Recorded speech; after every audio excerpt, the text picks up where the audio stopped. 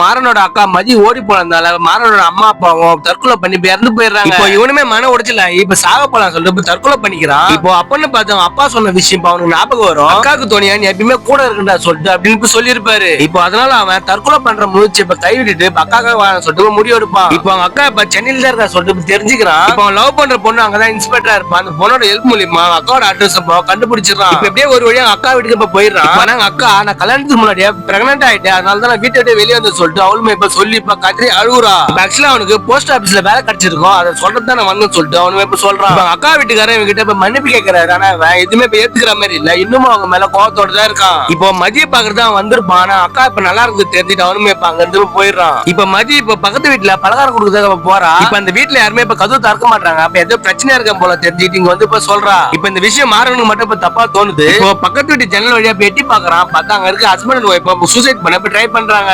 இப்ப இவனால அவங்க அப்பா அம்மா தான் காப்பாத்த முடியல. இப்ப எப்படியோ ஒரு வழியா அவங்க 2 பேரும் போய் காப்பாத்திடுறான். இப்ப அப்புறம் தான் தெரியுது உங்க பொண்ணு இப்ப காணன்னு சொல்லிட்டு இப்ப இவங்களே இப்ப ஓடி போய் நினைச்சுக்கிட்டு தற்கொலை பண்ணிடலாம் சொல்லிட்டு ட்ரை பண்ணிருப்பாங்க. இதை கேட்கற மாறணும் உங்க பொண்ணு நான் கண்டுபிடிச்சு தர சொல்லிட்டு அவங்க அப்பா அம்மாவுக்கும் ஆறுதல் சொல்றான். இப்ப இது விசாரிக்கும் போது தான் சிட்டிக்குள்ள நிறைய பொண்ணுங்களை இப்ப கடத்தி இப்ப கொலை பண்றாங்கன்னு இப்ப தெரிய வருது. இப்ப எப்படியே ஒரு வழியா மாறணும் ஒரு சோப்பா கடைக்கார ஓனர் தான் அவன் நிறைய பொண்ணுங்களை கடத்தி இப்ப கொலை பண்றான்னு இப்ப தெரிஞ்சுக்கிறான். இப்ப அவனை பிடிச்சி விசாரிக்கும் போது தான் தெரியுது சில கொலைகள் மட்டும் அவன் பண்ணிருக்கான், மத்த கொலைகள் எல்லாத்தையும் வேற ஒருத்தன் பண்ணிருக்கான்னு இப்ப தெரிய வருது. இப்ப அவனை கண்டுபிடிக்காத குழு அவர் ரிங் எடுத்து அவன் கையில கொடுக்குறான். அந்த ரிங் அக்கா வீட்டுக்காரதுன்னு இப்ப தெரிய வருது. இப்ப மாறணும் அது போயிட்டு அக்கா வீட்டுக்காரர் போய் கேட்டா பதிலுக்கு அவனுமே அக்காவுடைய வாழ்க்கையை எனக்கு எடுத்துரும் சொல்லிட்டு இப்ப சொல்றான். இப்ப இவங்க பேசத்தை கேட்டு தெரிஞ்சிடான் அக்காவை அவனுக்கு கூடிய வசதிகள் தான் அவனு இப்ப சாகடிச்சிடறான். இப்ப இந்த விஷயம் போலீஸ் தெரிஞ்சு நீங்க கட்டத்துல ஒரு நல்லதான் பண்ணிட்டு சொல்லிட்டு அவங்க இப்ப விட்டுறாங்க. இப்ப அதுக்கப்புறம் அவங்க 2 பேரும் கிராமத்துக்கே வந்துடுறாங்க. இப்ப மாறணும் அவங்க அப்பாவோட போஸ்ட்மேன் வேலையை இப்ப செய்ய ஆரம்பிக்கிறான்.